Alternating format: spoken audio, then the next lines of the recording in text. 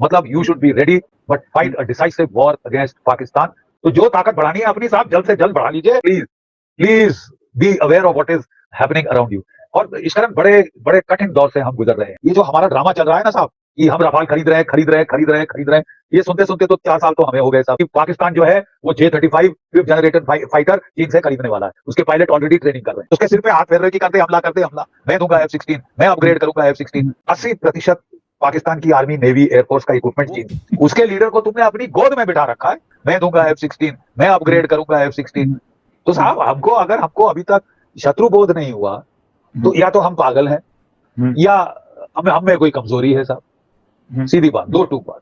देखिए इश्करन, मेरे को एक चीज की फिक्र है, ये जो पूडल पाल रखा है डोनाल्ड ट्रंप ने, और डोनाल्ड ट्रंप की हूड़मती, ठीक है, वो 500 पहले 50% आप पे टैरिफ लगाए थे दोस्ती के नाम पे, अब 500% टैरिफ लगाने की बात कह रहा है। तो वो बंदा क्या गारंटी है कि कल पाकिस्तान को ना उकसाए कि तू चढ़ जा भारत पे, कर दे टेररिज्म, ये कर वो कर, भारत को तू मतलब भारत को कीप इट्स हेड डाउन, उठने मत दे, इसको इन्वॉल्व करके रख अपने साउथ एशिया में, साउथ एशिया के ऊपर सर ना उठा सके।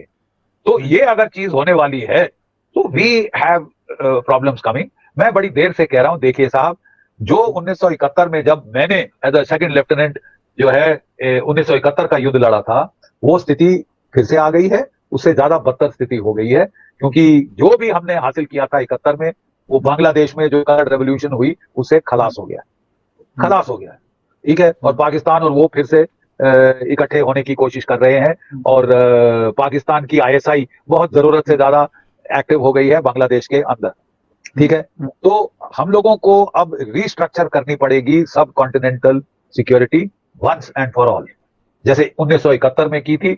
मतलब you should be ready to help with United States. तो ये हालत हो चुकी है वर्ल्ड की। देखिए साहब, हमको अपनी मिलिट्री ताकत बढ़ानी पड़ेगी। हम जितना भी कह लें कि ये शांति का युग है, अफसोस असलियत ये है कि हर जगह लड़ाई हो रही है। 4 साल से यूक्रेन में चल रही है, ये 3 साल से मिडिल ईस्ट में चल रही है, जब से हमास का तमाशा शुरू हुआ था 23 में, ठीक है साहब। और ये ईरान की लड़ाई तो 2 महीने चल गई है और अभी अंत नहीं हुई है। वहां पे लड़ाई के बादल छा रहे हैं, ताइवान स्ट्रेट पे। आपका भारत पाकिस्तान का क्या होगा कुछ कहा नहीं जा सकता। तो एक तो हमको साहब जल्द से जल्द अपनी मिलिट्री पावर बढ़ानी होगी। ये जो हमारा ड्रामा चल रहा है ना साहब कि हम रफाल खरीद रहे हैं खरीद रहे हैं खरीद रहे हैं खरीद रहे हैं, ये सुनते सुनते तो 4 साल तो हमें हो गए साहब। ये अभी आरएफपी हो गया, अभी ये होगा, अभी वो होगा, ये ब्यूरोक्रेसी करते रहिएगा साहब। बाद में जो लेना है वो लीजिए, अगर आपको 160 रफाल चाहिए तो ले लो, नहीं तो सुखाई खरीदो 30, वो कोई प्रॉब्लम नहीं है, अपने देश में बनते हैं। और आपको चाहिए Su-57, क्योंकि पाकिस्तान जो है वो J-35 फिफ्थ जनरेशन फाइटर चीन से खरीदने वाला है, उसके पायलट ऑलरेडी ट्रेनिंग कर रहे हैं चीन के अंदर, ठीक है। तो जो ताकत बढ़ानी है अपनी साहब जल्द से जल्द बढ़ा लीजिए, कि हमको 10 साल है, कोई पता नहीं, जब हम तैयार हो जाएंगे हम तैयारी करेंगे, हम पहले भारत मंडपम बना ले, हम दूसरी पार्लियामेंट बना ले, हम ये कर ले, हम वो कर ले साहब। Please please be aware of what is happening around you. और इस कारण बड़े बड़े कठिन दौर से हम गुजर रहे हैं, क्योंकि दुनिया में रस्साकशी चल रही है। यूनिसेंट्रिक यूनिपोलर ऑर्डर बनेगा या बाइपोलर ऑर्डर बनेगा? क्या America will be considered the biggest hegemon या चीन? कौन सबसे बड़ा हेजमॉन माना जाएगा?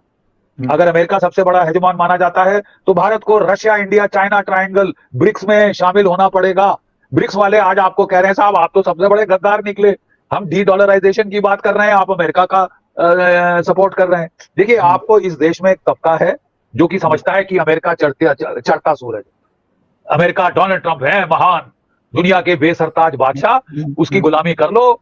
250 साल की गुलामी की आदत आपको है, तो अब इनकी गुलामी सही, श्वेत हमको चाहिए लॉर्ड। ये बातें कभी इससे पहले आपने सुनी है एसजीडी बख्शी की जुबानी? हमेशा प्रेज करता रहता है नरेंद्र मोदी को, हमेशा उसे उठाकर सर पर बिठाता है। अब जलील कर रहा है कि तुम पार्लियामेंट की दूसरी बिल्डिंग बना रहे हो और फलानी फलानी बिल्डिंगें बना रहे हो, जबकि पाकिस्तान J-35 ले रहा है। पाकिस्तान तैयारी कर रहा है, S-400 को उसने बाईपास कर दिया है। J-35 आते ही S-400 80-90% कबाड़ हो जाएगा, क्योंकि J-35 को उसकी स्टेल्थ टेक्नोलॉजी की वजह से S-400 डिटेक्ट ही नहीं कर पाएगा।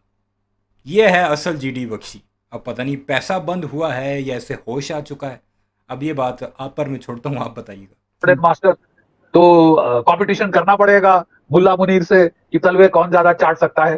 साहब तलवे आप चाटे, हमें बख्श दें, हम इज्जतदार लोग।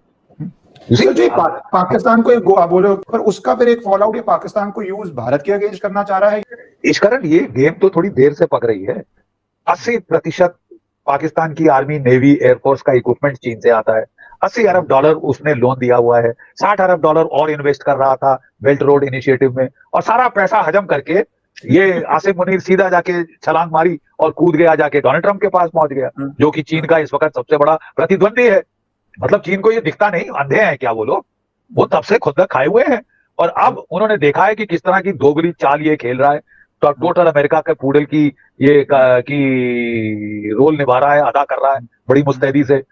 और अब चिढ़ के उन लोगों ने अब जो है, जहां तक अभी ये खुलकर नहीं आया है, लेकिन लगता है कि ईरान ने कहा कि भैया हमने जो तेल बेचना है वो हम पाकिस्तान के थ्रू आपको बेचेंगे। ये जो खुंदस जो चीन की दिख रही है, मेरे ख्याल अब तो बिल्कुल क्लियर है। If you just put 2 and 2 together इस कारण इट इज ऑब्वियस। भाई वो ईरान कह रहा था कि अमेरिका कह रहा है हमने ब्लॉकेड कर दिया है साहब। 7,500 मील का हमारा बॉर्डर है, लैंड एंड सी।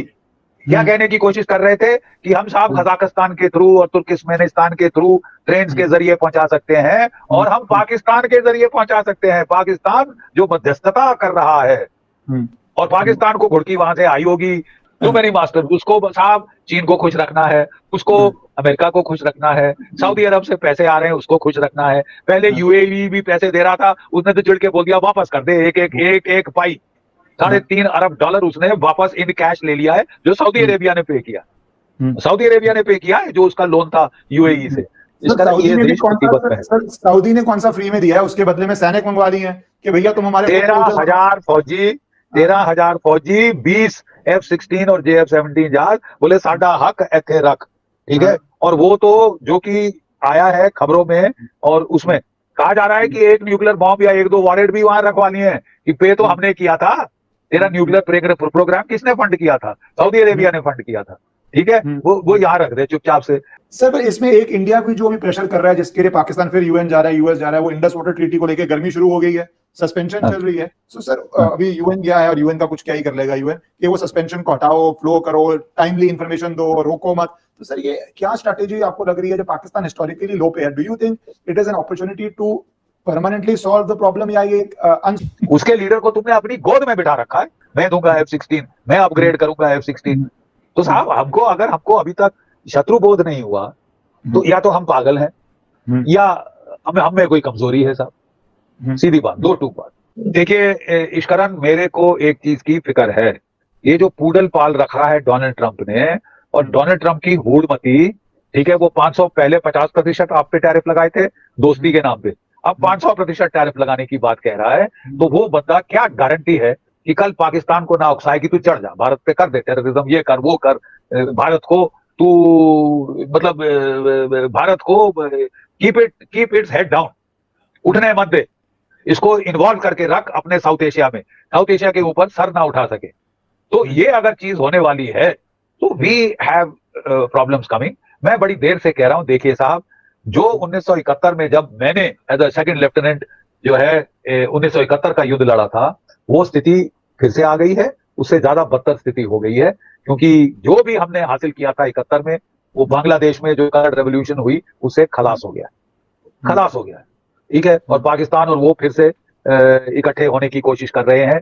और पाकिस्तान की ISI बहुत जरूरत से ज्यादा एक्टिव हो गई है बांग्लादेश के अंदर, ठीक है। तो हम लोगों को अब रीस्ट्रक्चर करनी पड़ेगी सब continental security once and for all, जैसे 1971 में की थी। मतलब you should be ready to help with United states